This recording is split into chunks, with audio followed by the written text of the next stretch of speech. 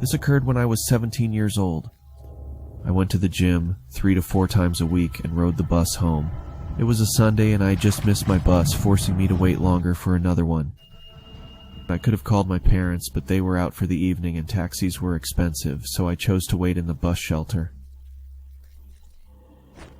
It was a cold night, and snow had just begun to pepper the ground. My bus was delayed, so I took out my phone and listened to music.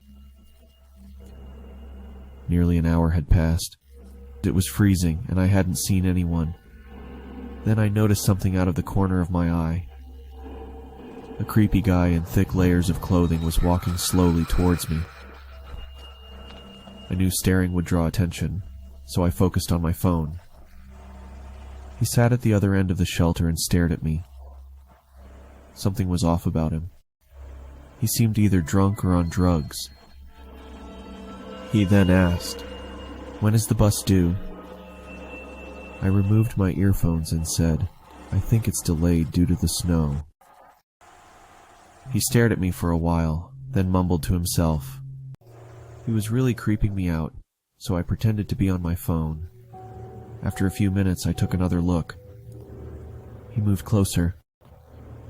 I looked away for a moment, then heard him sliding closer. I turned to him and said, "Are you okay?" He stared at me with glossy eyes, lifted his arm, and leaned towards me. Immediately, I grabbed my bag and ran as he fell. I ran down the road, trying not to look back. I kept going until I reached the next bus stop. I turned around to see if he was there. He was gone, so I sat down. Feeling relieved, I rested my head on the glass and waited for the bus.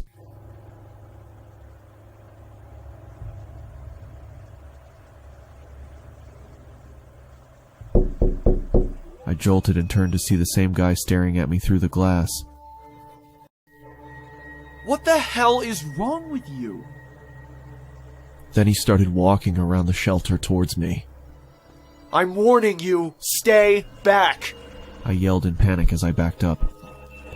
I wanted to run, but my bag was in the shelter and I couldn't leave without it. Suddenly, the man leaped at me and I quickly moved out of the way. He fell face first to the ground. I froze in shock, noticing the blood coming from his face. I tried to get a response from him, but nothing worked.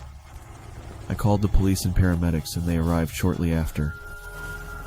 I explained what happened, and they told me the guy was on prescription drugs. They found a photo in his wallet of him and his son. The boy looked just like me, so we assumed he thought I was his son.